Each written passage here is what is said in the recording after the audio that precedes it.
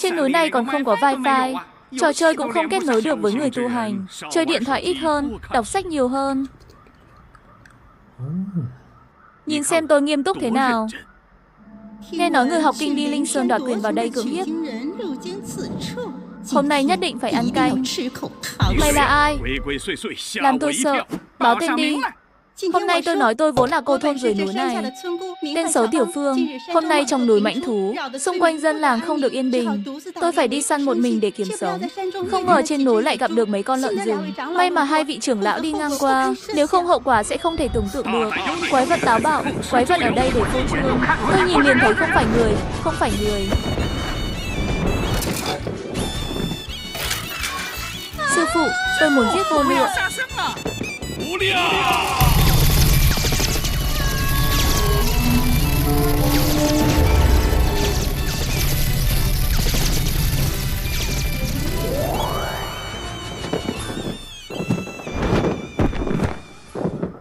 Sư phụ, ngươi làm tổn thương người tốt sai rồi. Tôi thấy Tiểu Phương đó là người tốt. Miệng lợn.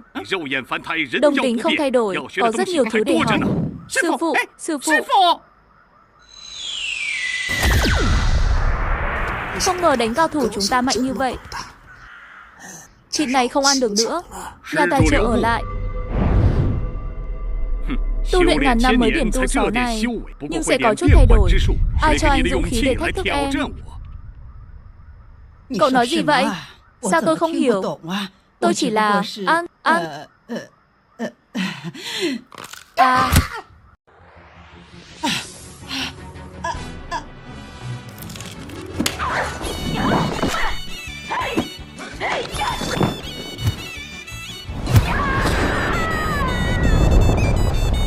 Cháu trai tôi đi.